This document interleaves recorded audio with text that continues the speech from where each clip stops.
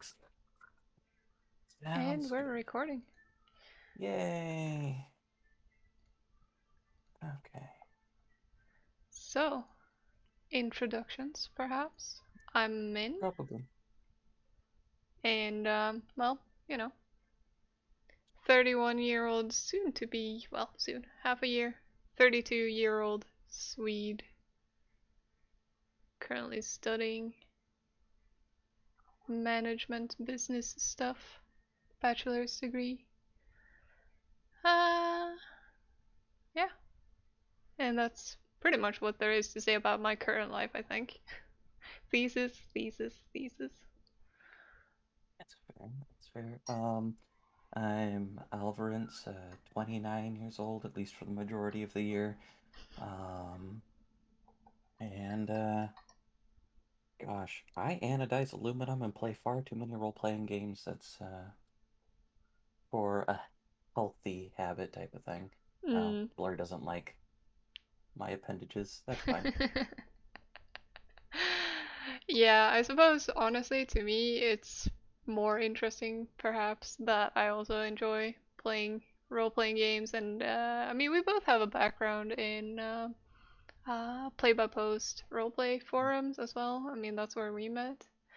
Hmm. Uh, Yeah. and of course I share your interest in gaming, particularly story-heavy role-playing games. I think we Oh both yeah. like books as well. At least similar genres, if not the same ones. I know that we probably haven't read a whole lot of the same books, but there's at least a Mm, couple of series that we bonded on 10 yeah. years ago or so when we met. Maybe not quite 10 years ago, but coming pretty close to it. Honestly, I mean, it might actually start getting to that point where it's been 10 years. Because Yeah, I don't think I started actually doing play-by-post role plays until I was 20 or so. 20 fair or enough. 21, because that's when I moved into town, so to speak, so I had a more Mm, stable internet connection mm. to do that. And then you joined the second one that I was a part of with that whole old squad of people. Yeah, I guess my history of play-by-post forum roleplay is a bit longer than yours in that case because I think I started when I was 11 years old. Ah, and that was like back then we had like a dial-up modem for internet, so I was like limited to 1 maybe 2 hours a day that I could write like posts, and back then I was doing mostly like um I mean it was a lot of one-liners back then. Yeah, majority of my role playing before that was it's technically pay by post. A mutual friend of ours that we still talk to on occasion and I went to high school together, Mm. and the play by post in regards to that was they would hand me a notebook with their response. And during class or at breaks, I would write in the notebook, or one of us would take it home and write it back and forth. I actually ended up losing that notebook, unfortunately, which Oh, that's such a upset fucking said friend. shame. uh But I think that's even more hardcore though. Like mhm, I mean, I couldn't have done that because no one at my school was really interested in that type of thing. Uh, I would say that for a majority of my growing up, I was bullied because I was a nerd, and I didn't like the typical girly stuff that was acceptable for girls to like at my school, anyways, which is makeup and boys and fashion and pop music, because I'm into more like metal and stuff like that, which doesn't make you a popular girl, at least not in high school. uh, which is kind of funny because I think nowadays, uh, in the dating scene, I think it makes me slightly more attractive, at least to the type of person that I might be interested in. But historically, it didn't make me a very popular kid. it's definitely interesting because like when you're in school and all of that, a lot of the stuff that seems popular could either be there because of peer pressure, because of people that just don't want to sacrifice the time doing the stuff that they already know that they like doing or that they know that they're interested in and moving forward into other things. Because like when it comes to music, just for one thing, one of the things that I used to do with some of my ex's family was rather than jump straight into the deep end of metal related things, I'd throw on pop punk instead and just slowly start moving step by step over into the other genres. The progressive radicalization, Pretty much. indoctrination. Pretty much. Yeah, do it sneakily so they don't notice. Oh, like I would be like flat out honest about it type thing. Like this is what these people are in regards to the stuff that I like, and eventually you like I don't think I ever got to the point where I was showing them like Death Clock or things that have like a lot of the very deep, low growling stuff. Mhm, Even mhm. though Death Clock is hilarious and I think everyone should listen to it at least once. Yeah, But yeah, like I would definitely show him some of the other harder stuff that I was into at the time, which was a lot of new metal and stuff like that. So, yeah. Yeah, and I think but also a lot of people sort of hide, like, because when you're in, say, high school, first and foremost, a lot of people don't even have a very stable sense of who they are at that point, like their own identity. You often have perhaps a bit more of an identity depending on which group you belong to, I feel. Um, Whereas talking to some people that I used to go to high school with several years later, they will admit to, oh yeah, I was actually into gaming or I was really interested in these things, but I never told anyone because I belonged to this group of people and you weren't supposed to like these things. So I think that there's a lot of that goes into it as well. Mhm. Whether it's fears from it or just an inability to experience it, Mm, like I know that it's a very popular podcast about the tabletop stuff, but Critical Role has Travis Willingham, and Travis Willingham didn't actually start playing D&D until the Critical Role crew started doing their home game, mm, and he absolutely adores it. He was a jock. He was somebody that did a lot of sports and stuff like that. And his introduction to a lot of nerd culture was through Dragon Ball.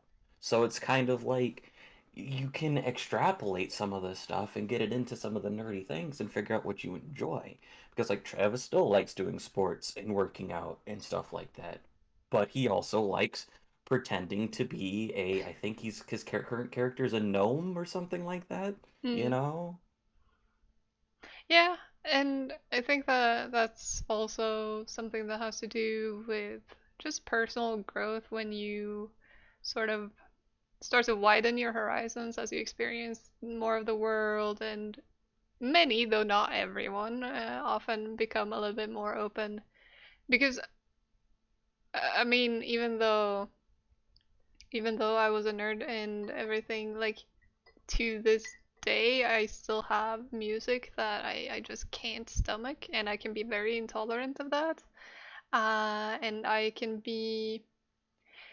I mean, it's gotten better over the years, but I can still catch myself being really condescending about other people's music tastes, and it's not something that I think is right.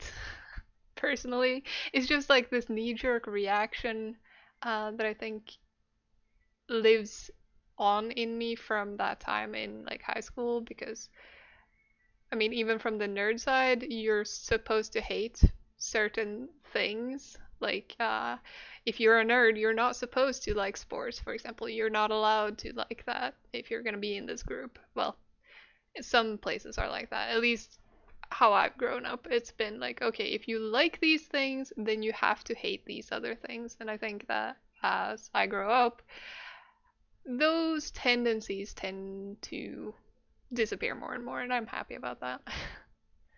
Yeah, it's because you realize that there is room for cohesion. I think something that comes on in a lot of it is oh heck, what was it? It's also the fact that a lot of people that were quiet about it grow up and get their own voices type of thing.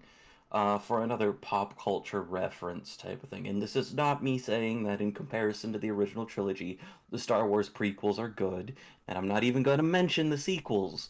But like the Star Wars prequels are a childhood nostalgic thing that people can sit there and look at character stuff and character choices in regards to it, and for crying out loud, there's a reason why Ewan McGregor's going to be doing a solo series about about Obi-Wan coming soon type of thing. It's because those characters, those things stick up, and we as adults now, with our own way to express our opinions and get it out there, thanks internet, have the ability to actually say that, Hmm.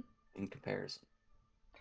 Yeah, and I mean, similarly, or not similarly perhaps, but I will say that for me personally, at least with music, I still can be very intolerant of music being played around me because it's like, but I'm getting at least better at just respecting other people liking other stuff. But I'm also of the opinion that you need to respect what I do not like. Uh, I mean, if I go to a store, I'm gonna be subjected to music, and I don't have control over that. But if I'm at a friend's house, I might actually ask them, "Can you please not play this music while I'm here?" Because it affects my mood pretty heavily. And so I think just as everyone's allowed to like whatever they want, I think there's like as we grow up, some people get better about respecting what other people do like, but I think that some people find it even harder to respect that people dislike something. That's at least my experience, that it's okay that I like all these things that are niche and other people might not get it, but they respect it. However, if I say that I don't like pop music and I don't want it played around me, then it becomes an issue. Or like when your coworker decides to bring in their speaker and listen to podcasts that you don't particularly are a fan of or don't really understand why he does, and the excuses that he gives you are kind of falling flat. Mm. And that's not personal at all. But no, like I get what you're saying in regards to that because like there always is a balance, and it's always like depends on how you kind of address it type of thing. Yeah. Like gosh, what was it? Like if I am not going to go to a public place and I'm not going to play Beelzebubs or Death Clock or a lot of the heavy, growly, screaming stuff because not a lot of people like that. I might sneak in Unleash the Archers or Sabaton or Brothers of Metal type of thing, but I'm not going to play a lot of that very super heavy things because it's about a mutual respect between what a lot of people like and what a lot of people don't like. Um, and I think it's kind of like I think part of the problem is people take what they like as indications of their personality. So if Yeah. they do like pop music and you say I don't like pop music, they take it as I don't like you. Hmm. And that's not what I'm saying. If I didn't like you, I wouldn't be here. Hmm. Yeah. And I think some people also have a really hard time understanding how much, because for me, sound is something that really affects my mood. Uh, to a point where I can't really control it very well. I on a good day I have like a good buffer and I can stand these things. I have more resilience to these things. But on a bad day, this knee-jerk reaction or this like if I'm persistently put through this stimulus that is really annoying me, it will have a much bigger impact on my mood and my attitude. And at that point, I want to be able to say, no, I can't handle this today. If I'm in a setting where it's like social and it's not just like, yeah, I'm out in a store because they're gonna play whatever. Uh, But like if I'm with friends or something like that, I want to be able to say like, no, I cannot handle this today. You can listen on your headphones, or you cannot listen at all, or you can deal with my mood. Those are your three options.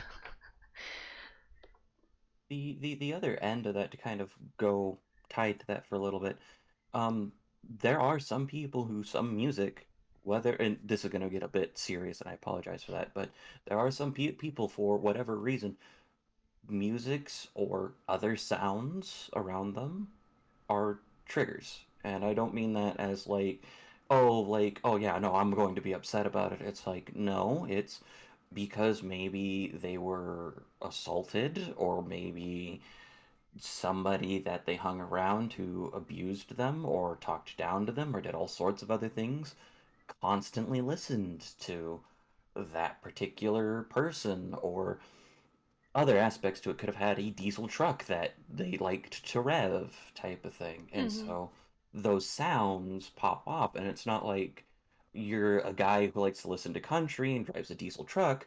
It's not, I dislike you because of that. It's, these are making me feel like I'm in a situation that's doing a damage to my brain, to my head right now. Yeah. Yeah. Because there's also the fact that even outside of that, you have sensory overload aspects to some musics. You've got all sorts of different things, and it'd just be really nice if people would take that into Hmm. consideration, Hmm. which is what I'm trying to do better. My Thursday game for Scion that I'm playing on is, I'm constantly asking somebody that I know has audio processing issues, is this too loud? Do I need to change it? Type of thing. So, Yeah. And I think for me, it's also, um, like I don't necessarily need someone to constantly ask me, but if I do speak up, I would like it to be respected and not cause resentment, because it's like I'm not telling you this. I'm not telling you to like turn off your music to be mean. I'm doing it because it has an effect on me, mhm, and I would like that to be respected. entirely. Yeah, I get you. And in a very clumsy segue of audio things, uh, I was gonna go with people can do the same thing with podcasts, whether they're mm, talking about things that somebody else doesn't necessarily like, or something along those lines for whatever reason, type of thing. Like, it's not yeah, just music, no, it's all sorts of other sounds. Like and not I even just necessarily sounds. It can be, I mean, some people have sensory issues with colors or lights and stuff like that. Mhm, Personally, I don't like I can't have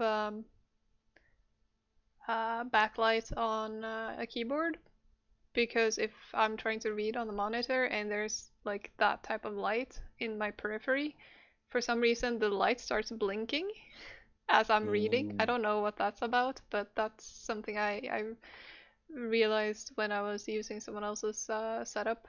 I could not read without covering the keyboard up, because or turning off the backlight, uh, because it would just flicker for me, even though I knew the light wasn't flickering, but that's how I experienced it. it's tactile senses. I can't use those keyboards because they're mechanical keyboards. Hmm.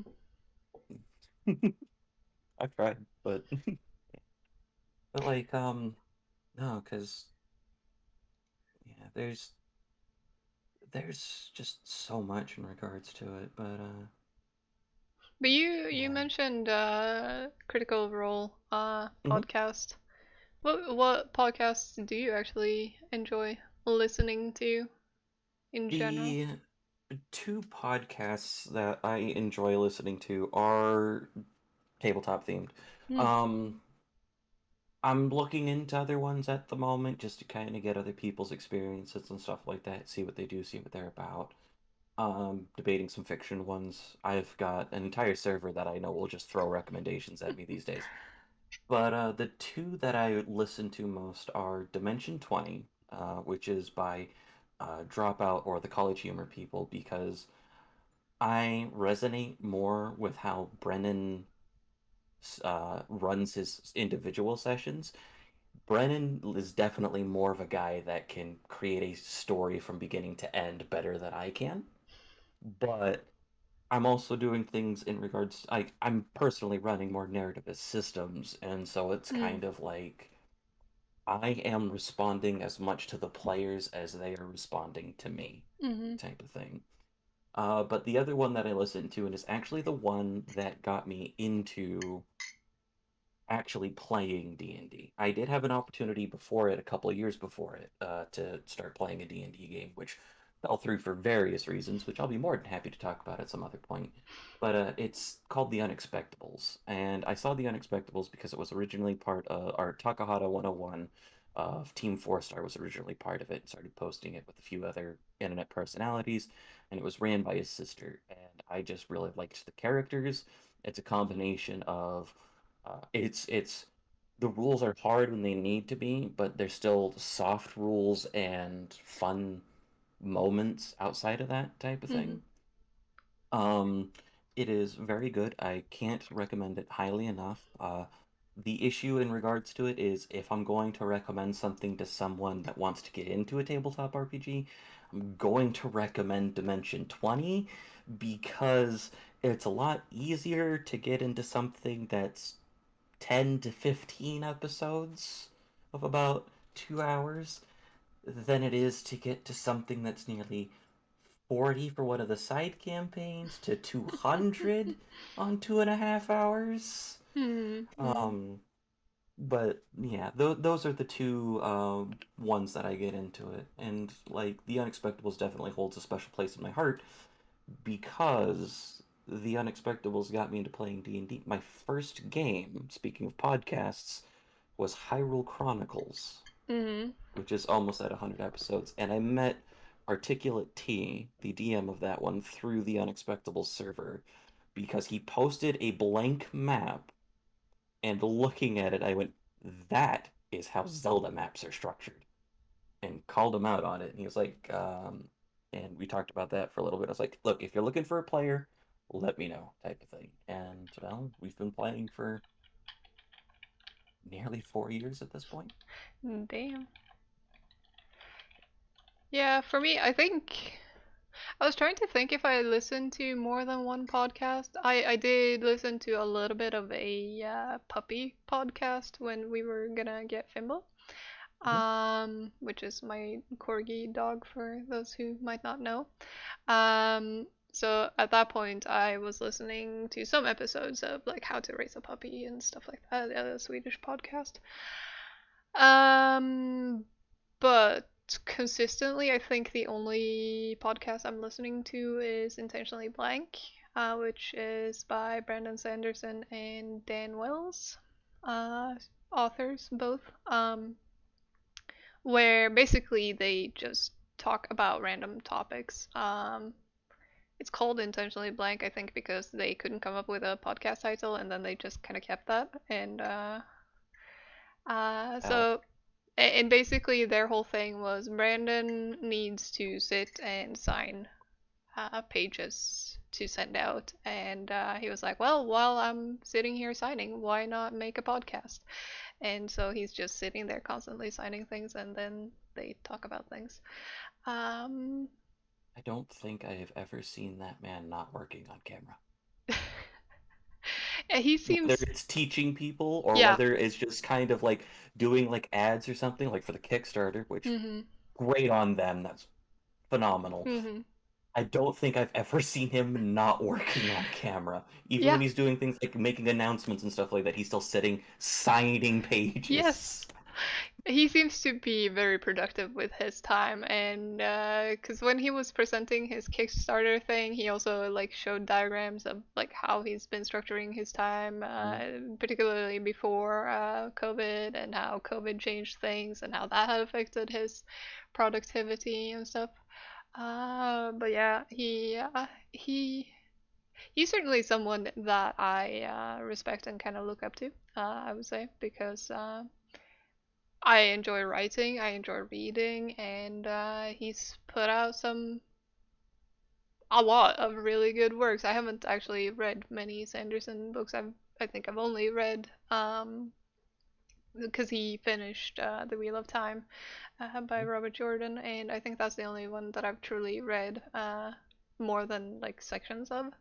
But I've listened to some analysis of some of his works as well, and the world building, from what I can understand, seems to be quite fantastic. Oh yeah. Um, I've listened to a decent amount of Sanderson. I've got the first Mistborn trilogy. I think he's working on a third one. I'm not entirely sure. I've got all of the Stormlight archives. I've got stuff like that because I do audiobooks. I mhm. listen to stuff at work. That's how I have to read these days. But yeah, so if you need recommendations, I will be more than happy to just throw it your way. If you Yeah, listen to for sure. any of the Wheel of Time books, pick up the Stormlight Archives. Mhm. It's done by Michael Kramer and Kate Reading, so you can it's familiar voices if you've listened to those. I actually haven't listened to The Wheel of Time, unfortunately. Um, Although I did also hear that the actors for, was it Moraine and Lan, from the series Yes, have I know also done a Rosamund Pike reading. did one. Yes, Hmm.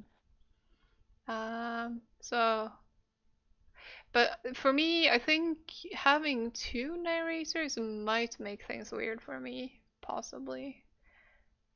the Um, way that it works in regards to it is the reason why there's the two narrators is they're flipping back and forth depending on whose perspective it is. yeah, I If get it's a that. masculine, yeah, if it's a masculine presentive, then it's Michael, and if it's a feminine, it's Kate. Yeah, it's just also that, uh, and I mean, I don't know, maybe this is just something based on sexuality. I don't know, but I typically struggle to listen to female narrators on audiobooks, which was actually a problem for me because I listened to Robin Hobb, um, her books about Fitz, and I listened to I think two or three, and then I was gonna pick up another one, and the narrator had changed to a female narrator. Don't remember which one, and I just couldn't listen. It was just like, no, I got this book, but I cannot get through it, and I put it down and never picked it up again. Yeah, it's a shame, Yeah. but everyone's got their thing. Just earlier in regards to processing things. Mhm.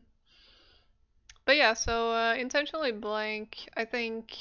I mean, oftentimes they talk about food heists a lot. Dan Wells often brings up food heists for some reason.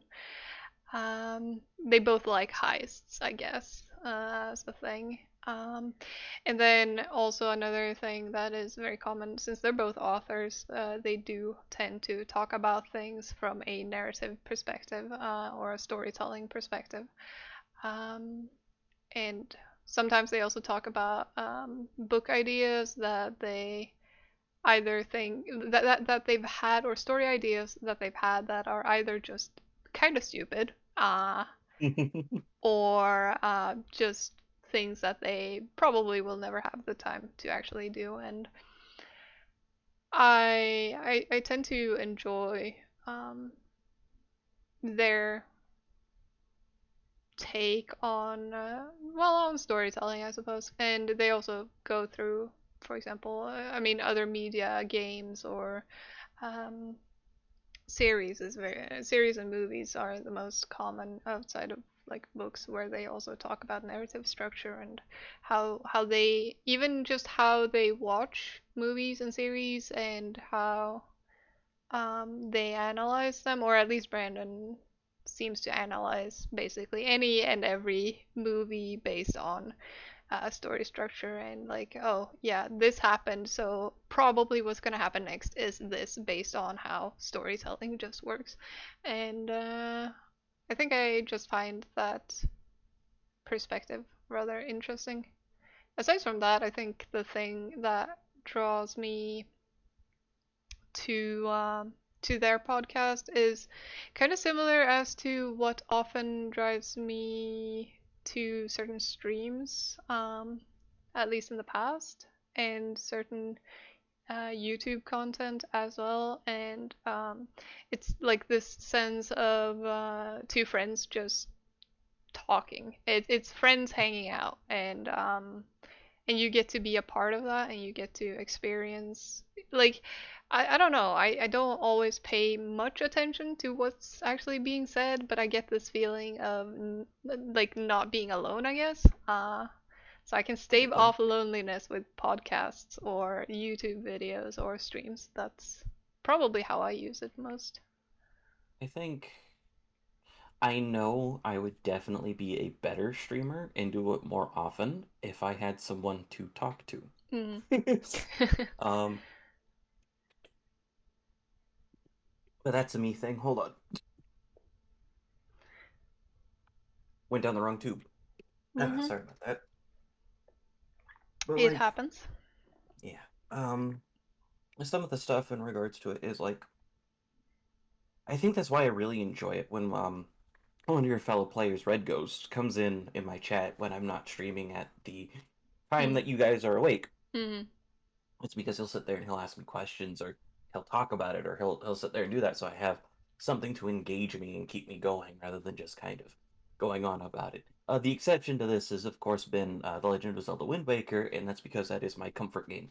Ah, yeah, yeah, yeah. If I need to sit there and play something to feel better and I'm in the mood to get it set up, I will play Wind Waker.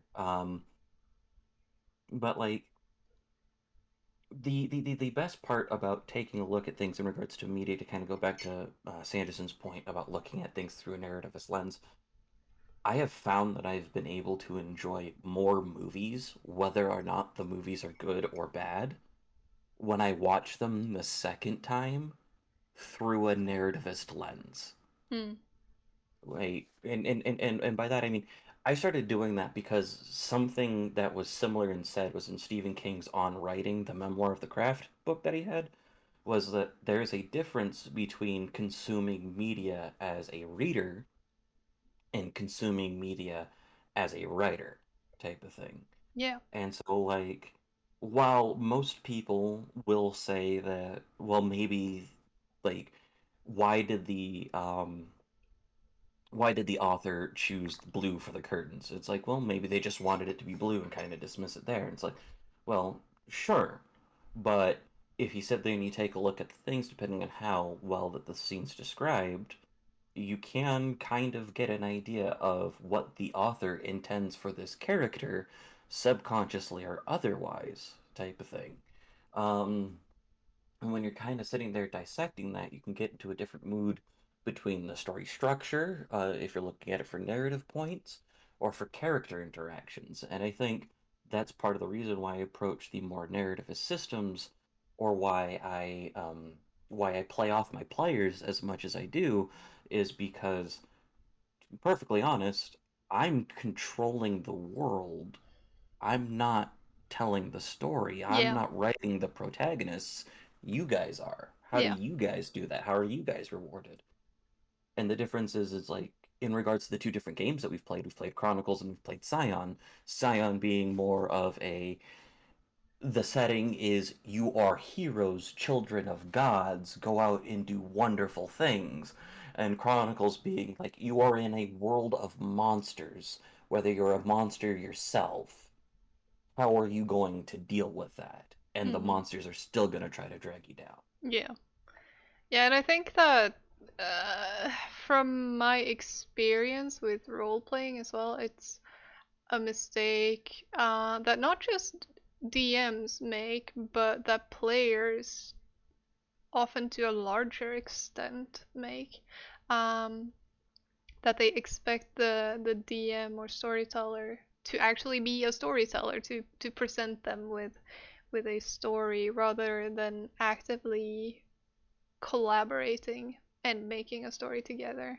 That's been my experience with being a DM myself and having players who will just not really have much agenda themselves, uh, and having this expectation of not just presenting them with opportunities to do things, but also like forcing them to have an agenda. And for me, that becomes very old very fast. I can't really like. I'm not the best DM. There are probably multiple ways of handling that, but I myself cannot handle that. And even being a player myself, being in a group of people who expect the DM to basically just tell them everything, and not have an agenda themselves. There's so little to play off of in that, in my experience, that I don't know, if I were a better player or DM, I probably could like get there, but yeah, I can't function in groups like that. I think a good part of that is somewhat dependent on the system. And don't get me wrong, I don't think that we hate like D20 fantasy systems. I know I don't. Half of my games that I play in are D20 fantasies, and I've got ideas for a couple of short form campaigns for them that I'm perfectly fine to run with people who are into that. But like part of the reason why, even if we're looking at more mechanically hard systems, Mutants and Masterminds is a very crunchy system. It is not the crunchiest, but it is a very crunchy system. Yeah. But they also have a mechanic in there called hero points. And what it is you start with a hero point at the beginning of the session, if I recall correctly. You can have more given to you based on actions taken during the game. And you exchange a hero point for something that's reasonable to be put into the setting type of Yeah. thing. I've used hero, or you can use it to kind of buff up a powers or abilities type of things and not suffer consequences. Mhm. Like, I've used hero points to have a furniture dolly so that way I could take one of my fellow players who was petrified to a healer type of thing because I was a speedster and Mhm. he was a literal walking suit of armor, so I needed something to help me out with that type of thing. Mhm. But like, even though technically speaking, even though in that particular system, if I didn't have an extra ability called move by action, it doesn't matter that I can run just under the speed of light. I can run up to somebody and I can punch them once, and that's my turn. Mhm. So I have to buy the other things in regards to it. But then, like, we look at things like Chronicles or Scion, and the players have more agency in regards to it. In Chronicles, it's actually no, I'm going to get the experience, and I choose to fail this roll. Mhm. Which why you'd want to do that? That goes into again experience, and then there's other things, but it's always supposed to keep the story moving forward in some way, Mhm. shape, or form. With Scion, and this is something that I've adored because I've thrown it at my Thursday group. We've only had one session with the Tuesday group, so it's not me saying that I like them over you guys. You guys have a much better like I like them. I like the vibe of my Tuesday group a little bit more, but that's because everyone's a little bit calmer. But Scion has a thing called Twist of Fate, where you can pull on one of your paths, and you get to tell me what happens in the story. And then we get to play it out from there. And that's baked into the mechanics. Mhm. I like Scions a little bit better than Chronicles or Mutants and Masterminds because that's tied directly into your character's backstory and forestory and stuff like that you Mhm. get to build. But that's besides the point in getting more into nitty gritty of mechanics, which, again, I'll love to do at some other time. But Yeah, and I mean that's something as well, that I've particularly experienced with people who have only looked at or played or watched D20 systems. Like, for example, maybe they've only played Dungeons and Dragons and watched Critical Role. Um, because of course you can do anything in any system. Because I mean, you're there to have fun, and the rules, you can always play with rules as written, or you can house rule things if it doesn't suit you. So of course you can always achieve anything you want in any system, because the system is just there to support your play. But my experience with D20 systems in particular is that everyone is so afraid of failing.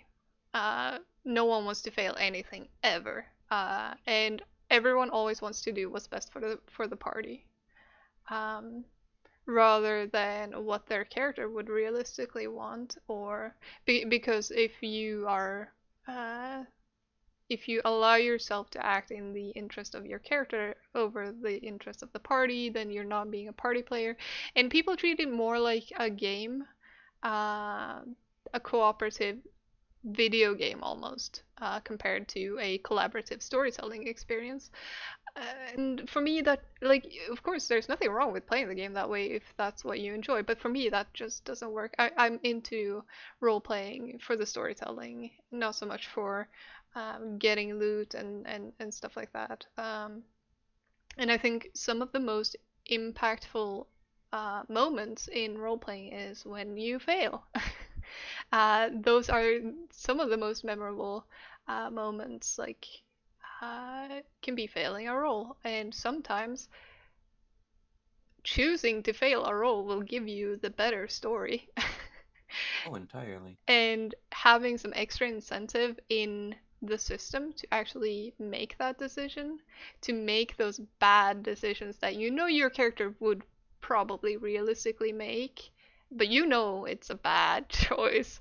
Having incentive to make those decisions, I think makes for better play. I think it it isn't necessary to have it there in place for people to act that way, but it will ensure that more people who might be less inclined to take these risks, or to allow their characters to fail at something, or allow the group, the party, to fail, it incentivizes them and gets them to take that leap. And I think once you've experienced what that's like, then and just the storytelling that can come from it, I think that people grow as players from it. Oh yeah, entirely. I mean, like you were saying, sometimes it's the most memorable stuff. Like, don't get me wrong, I like cooperating and treating things as a game and figuring that stuff out. Like, some of that stuff can be fun to group figure out a puzzle or take down an enemy. It's also interesting and fun to see when somebody might necessarily so Hyrule Chronicles, real quick. I've got an item that's based off an item from Link to the Past that's a screen nuke in that game. It is a very, very powerful item. Now, I know I don't have the charisma to make the save regularly, but it has definitely led to some very awesome roleplay moments from the other players when I used it and failed the save and took 90% of my health from my own action. Mm-hmm. And like there's narrative consequences to that. Artie and I have talked about it. Like Hikon now has nerve damage in his left hand type of thing from using that item. But as a whole, that's kind of that's kind of the failing forward, not doing necessarily stuff that's in the best interest of your character. Mm-hmm. It's a really cool item. Why am I not going to use it? What's the worst that's gonna happen? My character dies? Oh no, I write up another character and we go and do other stuff, you Yeah, know? and I mean character death can also be an awesome moment. Like, Yeah. I don't like my character just randomly dying because the DM decided that they wanted to get rid of me. That's not a good character death. But if my character can, I don't know, heroically sacrifice themselves for the party, or maybe even backstab the party and the party turns on them, and you get killed because your character just was an asshole to the rest of the party, or Or lose you an arm, you know? or lose an arm, then that can make for some really awesome moments as well. And in a similar vein to failing forward, I feel like I've had a DM recently who was like, never split the party. And I'm like, what are you saying? Always split the party. Like, or not always, obviously, but like, why are people so afraid of splitting the party? Of course, means that, like, for a while, one group of people will just have to listen to the others. But that's okay. Everyone needs some time in the spotlight as long as you don't draw it out for too long. But splitting the party also means that, okay, so now these two characters that might not normally interact so much have to find a way to cooperate and get out of the situation together. And that can lead to some interesting interactions that don't normally happen and can build into something later on. But I don't like this mentality of never split the party. Uh, I just Part of don't. the reason why people say never split the party is because being a DM, if you're not pulling things out of your ass half the time, guilty as charged, is a lot of work. Yeah. And the other end of it is because of the way that D&D is structured through, and I'm using D&D in general, like as tabletop D20 fantasy systems. So this includes like Pathfinder to an extent and other ones. Just but the way that it's structured and the way that a lot of people put stuff out, and actually this could tie to a story with the Unexpectables. A lot of people think that they can't adjust a stat block on the fly, Mm.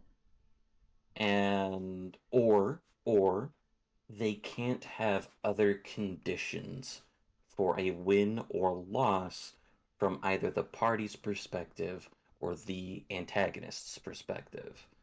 Like, to be perfectly honest, if I was running a D20 fantasy system, people split the party, and I ended up cornering two of the people with, say, a Oathbreaker paladin type of figure that's going to be the main antagonist for something, I'm gonna beat the shit out of your fucking players. And then after that's done, I'm gonna leave them with like 10 or so HP, and then he's going to go, no, you guys are too weak, and just turn around and walk away, Yeah, depending on where he's at, without unless he's using magic to teleport, and I mean, whatever it you is. can do other things as well, and this goes into failing forward and being afraid of party wipe as well. There are storytelling mechanics that can get you out of such a situation without necessarily removing the risk from things. Like, you don't necessarily have to I don't know, pull a Gandalf coming in at the dawn of the Mm-hmm. whatever day, and saving the day. But I mean, if your party does get beaten completely by the big bad evil guy, then you don't necessarily have to make it a party wipe, as in everyone died and now the game is over, or we all roll up new characters. Maybe the big threat has a dungeon and now you're in the dungeon and the party needs to escape from that. That's a new adventure, and you can still continue on with the same characters. Or maybe part of the party gets taken captive and part of them get rescued by something. That way, it still has consequences and leads to a tricky situation. Of course, then you would also need to split the party, but you can work around things like a party wipe. So, and to be perfectly honest, if you're looking for ideas in regards to it, I recommend just looking up like D&D TikToks or D&D shorts or Instagram things. There was one that I saw that if you got a party wipe, it was just like a quick little idea. It was you and your players are sent, or like the players are sent to a demi plane with none of their equipment. And as they kind of traverse through this demi plane, they run into all of their old foes. Mm. And the old foes are not hostile to them, but they do have an issue type of thing. Mm-hmm. And you help them with that issue. Every time you help them with an issue, you get a piece of your equipment back. At the end of whatever section or area that it is that's there, um, one of the players is forced, or the party is forced, to fight the entire negative aspect of that player character. type of thing. So somebody that's arrogant is arrogant to the point of being a dick, so on and so forth. Mm. When you complete that, you're approached by a celestial who who will revive you, but gives you another quest type of thing to go Mm. on as a story poem. The other aspect about it in regards to party wipes and stuff is in the Unexpectables fandom, and major spoilers for about halfway through the first series. Um, there's what the fandom calls the boat episode type of thing. Mm. For a bit of context, you have zealots of the sun god, and zealots is an accurate term here.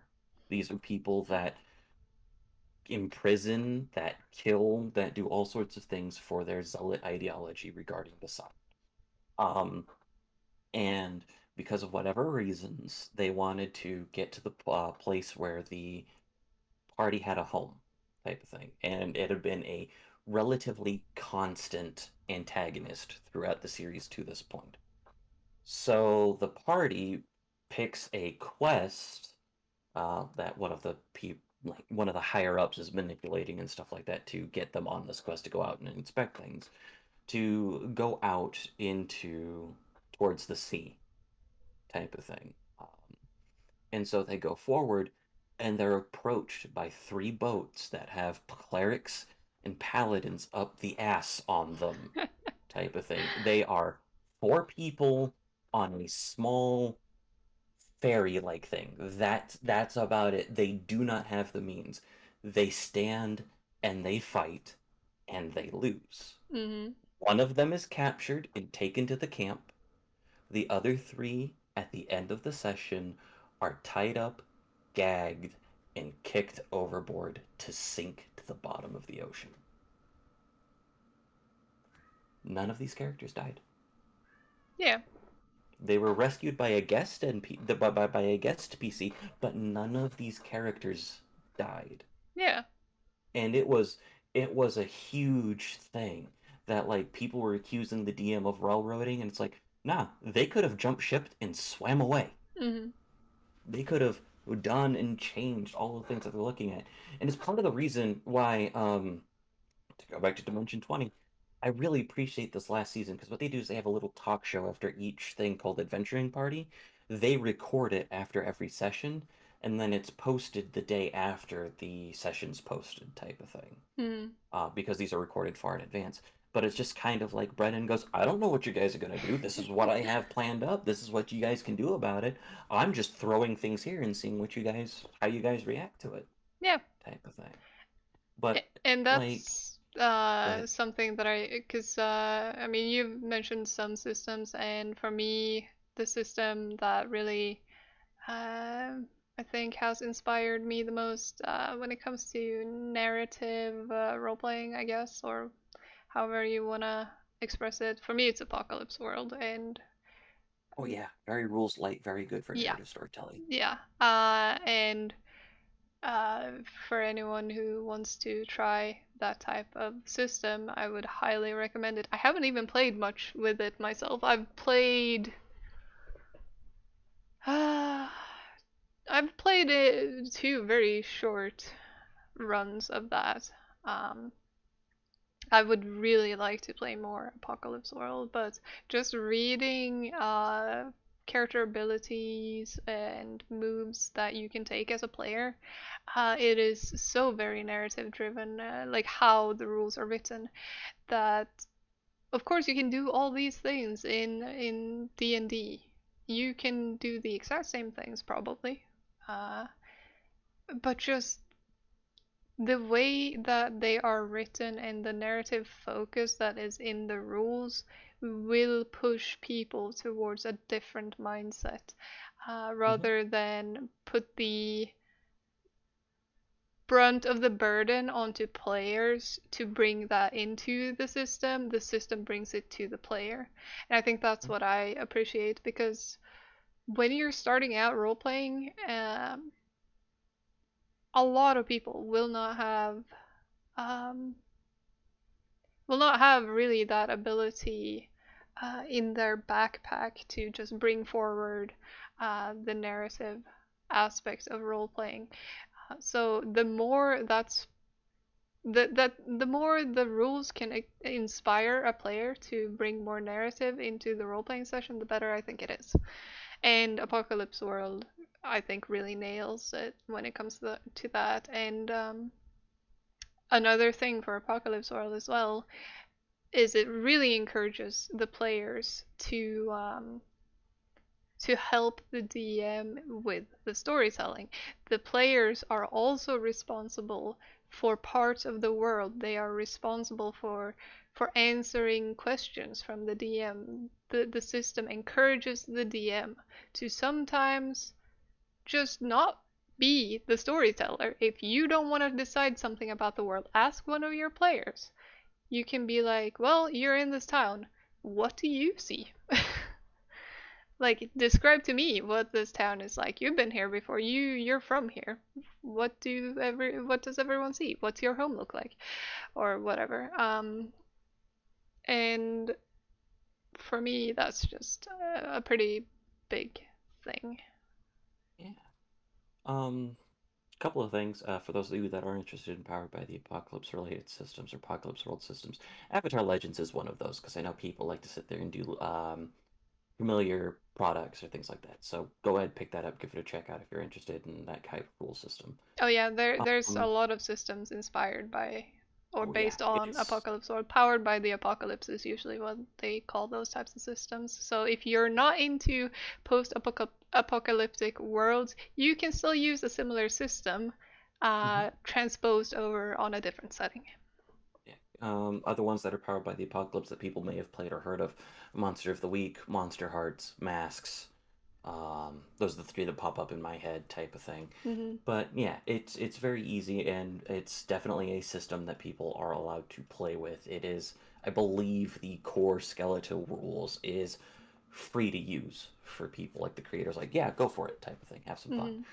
Hmm. Um, but like, and this isn't to say that Apocalypse World isn't unique or type of thing. No, like any criticism or anything that I'm saying that's lifting up another system is not criticism against your preferred system, and I want to make that clear. Like, yeah, we're shit talking D&D a lot. Not really, but we're pointing out a lot of the flaws in D&D because a lot of people play D&D, Hmm. and we're pointing this stuff out because you can take this stuff, all of the stuff that we're mentioning, and take it to D&D. But with that being said, a similar aspect to the to the world building aspect is I believe the game is called 13th Age. I have not played it in a server. Somebody really likes it and talks about it a lot. But during character creation, you have what's called one unique thing. And you as the player decide that. And I would, in this particular case as a storyteller, would work around that. Hmm. So in 13th Age, if you went, I am the only human left in the world, that completely changes how the entire world is set up Yeah, in comparison. yeah. But like to get yourself more comfortable failing forward or like doing some of the lean things in regards to it, to go back to D&D for people who are familiar with it and maybe a bit hesitant to try other systems, aim for a dump stat. When I say Mm. aim for a dump stat, I mean have 5e specifically aim for less than 10 in Yep. one of your stats. Allow yourself It to be does. really bad at something. And then push to roll that thing. Use it as a crutch. Because going back to Hyrule Chronicles, I have Hikan. Hikan has a 7 intelligence. He is a dumb. For various reasons that have not been addressed in character, and I'm not going to say it here, he has a 7 intelligence. I rolled and I got a 2 on the die, which means I had a modifier of -2. I did not get a natural 1-0. I got a 0 on the die because people were like, we need horses. And I'm like, I got good animal handling. Do I know that horses are here? And he's like, make an intelligence check. So I made an intelligence check. And it became, yes, in this lush, expansive field, horses never live here. You know that beyond a shadow of a doubt. And I'm like, perfect, we're going.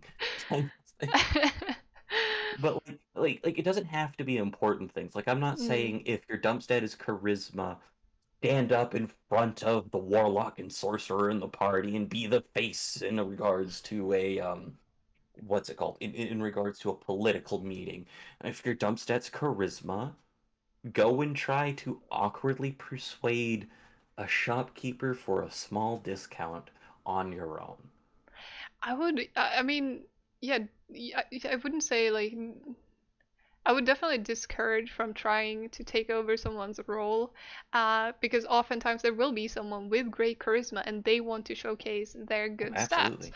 And of course, you should never steal their highlight by showcasing your bad side.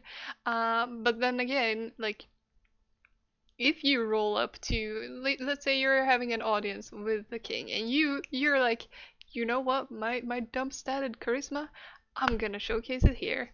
That can also provide your say bard or something with that terrific charisma, that can give them an opportunity to swoop in and save the day as well. So I Mhm. mean, when you're playing to your weak sides, you can also sometimes allow other people to play to their strengths. And I think that that makes for pretty wonderful party interactions as well. Even though Absolutely. other characters might, like the other party members might think your character is pretty dumb expletive for even speaking up at that point, but that's okay. Yeah, it's part of the reason why, like, there are some mechanics that I adore and how they're used is like the help action, which just gives a small mechanical benefit in 5e type of thing. But like, rather than just going, I use the help action. When I run D&D, I go, okay, how are you helping? Hmm. Because then it kind of forces the character to sit there and be in that aspect. If your dump set is charisma, how are you helping? Are you intelligent or wise? And so rather than sitting there and doing that, are you kind of going forward and whispering advice in your party member's ear? If your dump stat's charisma, are you sitting there and trying very are you failing to articulate a very important point, but your passion is still showing through Hmm. type of thing. Yeah, But like, there are don't many be ways of afraid. failing forward. And part of that does depend a little bit on the storyteller, on the dungeon master, on whoever it is at that table. And it's part of the reason why I've leaned away from running D&D unless I'm doing specific mechanical, this is a wall you guys have to overcome Hmm. type of challenges. And that's because when you fail a check in D&D, it can sometimes stall the things for people who are inexperienced, Yeah. as Yeah. in the chair, so to speak. And it's not a fault of the game, it's not a fault of the person who's inexperienced or who's looking for it, but it does make it difficult to do the failing forward or to feel encouraged to do some of those negative things at that Yeah. time. And I think because in we were talking about experience, and I mean in D&D you gain experience oftentimes by killing enemies, or if your DM runs it that way, sometimes they will just tell you you've made enough progress to level up. Milestone leveling is superior, don't at me. But as you explained in Chronicles, you can get experience for failing rolls. And in Apocalypse World, how it works is there are a couple of mechanics for gaining experience and leveling up. But one of the ways in which you get experience is the DM will highlight one of your stats. And every time you roll with that stat, you gain experience. Whether or not you succeed the roll doesn't matter.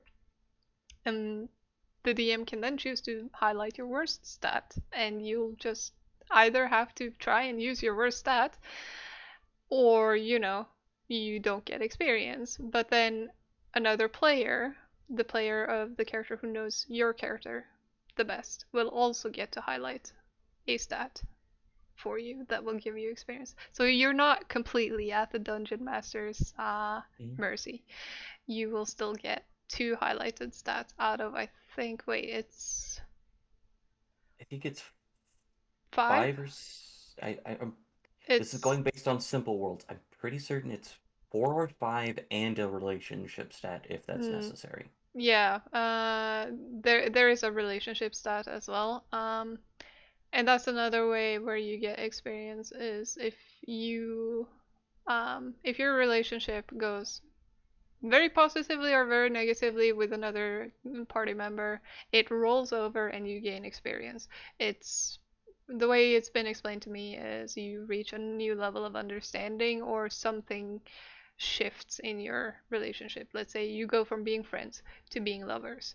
Now you need to redefine your dynamic. That's why it resets to 0.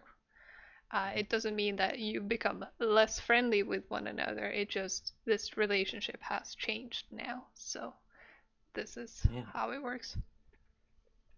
And I think that's also another neat thing that that's they like include. to do a small parallel in regards to Chronicles using the base game. Mm, Um, because that's always what I recommend for people to get started is the Blue Book Chronicles of Darkness, because it's your basic character creation. Everything's based off of that system going forward to the upper echelons. You have your breaking points. I know that didn't come up a lot when you guys were playing Mortals, but you guys have your breaking points. You can intentionally go forward and seek things that harm your character to get experience type of yeah. thing. But yeah. Yeah, so I mean, And there are a lot of interesting systems, I think. yeah. And But I think that learning to fail forward in a game in a controlled environment can definitely help set people up for gaining that similar type of experience in their life mm, type of thing.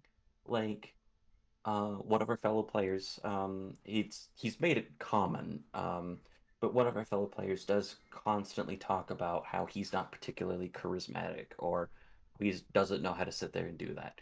And depending on the system that we're saying, I'll say, okay, go ahead, do this, figure this out, type of thing. But at the same time, within reason, I don't just go, okay, you're on the spot, just randomly. No, like that would be cruel of me. But like in specific like game controlled situations, I go, okay, what are you doing? How do you do this? And it's like explain to me, which is part of the reason why I adore the storyteller story guide systems, especially Scion, because like I can just think of something for you guys to roll right off the bat in Chronicles, but like with Scion, it's more what do you want to roll? What do mm, you want to get? What do yeah, you want type of thing. And so like you want to lean into trying to empathize with someone? Cool. How do you do that? yeah, Type of thing. But like I challenge my friend to sit there and do that, and it's definitely made a lot of the stumbling blocks that I've had recently, like to make it easier because I'm growing, I'm gaining experience, this is changing, I'm learning for whatever it may be, yeah. type of thing. Yeah, because I mean, I study uh, a degree that contains a certain level of uh, management organization theory on how to manage organizations, businesses, and how to manage people in a business sense as well. And one of the very common things that we've discussed in class for me, for example, regarding innovation and innovation management, and also organization management. I'm perhaps using the wrong terminology because Swedish, but basically, one of the primary driving factors for growth within an organization is a crisis. You don't see much change really in an organization oftentimes unless there is a crisis driving it. And that's also kind of failing forward because when a crisis arises, either you adapt or you disappear. And to a certain extent, that holds true for people as well. When we encounter hardships in life and we are pushed to our limits, we grow. Uh, I'm not saying that I'm thankful for most of the hardships that I've had in my life, especially recently, but they do help us grow as people. And I think that keeping that in mind makes enduring them easier for me, anyways. Yeah, it's a way to grow, it's a way to change, it's a way to learn type of thing. And honestly, with my experiences, sometimes you need to make the same mistake twice. Yep. Like it's it's not a problem as long as you aren't as long as everyone's still living, still healthy. It's not a problem if you make the same mistake as long as you're actively working on bettering yourself. People slip up, people fall backwards, they take a few steps back, but like this isn't me necessarily saying that you need to forgive and allow people in your life to make the same mistakes. No, the emphasis is on as long as you're working on yourself type Mm, of thing. Like that is the important thing. yeah. Because if you're not working on yourself and you're not improving and you're not learning, then you're going to continue to make the same mistakes and you might start dragging others down with you. Oh, for sure. For sure. But if you need a refresher, if you have a slip up in regards to things, that's okay. Yeah, I mean it doesn't help you grow if you punish yourself too much about a slip up. Like if your Mhm. intention is truly to change, then acknowledge, yeah, this happened. It wasn't good. Now I might know more about the situations in which this happens, or how I can handle it, or what should I have done differently? How could I have acted differently? Reflection on your mistake, but not necessarily punishing yourself too much about it, I guess, is how I view it anyways. But yeah, I think It also it also failing definitely forward. depends. Oh, sorry. Go ahead, sir. No, but yeah, failing forward, both in roleplay and in life, important lessons. Yeah. And Mhm. we've been recording now for an hour and 10 minutes, so Yeah. probably a decent time to round off on that nice little Excellent. lesson. All right. I'm sure we'll figure out an outro at some part, like an actual proper outro or proper intro and all Yeah, the things. probably But you both. know what? We are figuring this out. We're doing it live. Yeah, We're figuring it out. And if you're listening along, you get to figure it out with us. All right. So, like we said, failing forward, even with podcasting. exactly. Yeah. But yeah. If you are interested in following some of the stuff along that we have mentioned, we've mentioned Intentionally Blank by Brandon Sanderson. I know you can probably find that on his YouTube channel. Mm-hmm. Um, we've mentioned The Unexpectables in Dimension 20. Some of the Dimension 20s on YouTube. One of the things in Unexpectable's favor, between the Twitch stuff that they get, because they do stream on Twitch every Wednesday and Saturday, or I think it's every other Saturday right now, but that's beside the point. They do get the revenue from that and stuff from sponsorships, but it is all available on YouTube, all available on your preferred podcasting format, whatever it is that's on there for the Unexpectables. Hyrule Chronicles is hosted by Articulate T. That's what it is. That's also on YouTube and that's on SoundCloud is where that stuff's at. That's streamed every other Monday. And the other thing that we mentioned is the games that we're playing. We're currently playing Scion every other Tuesday, which can be found on Min's Twitch channel. Yay.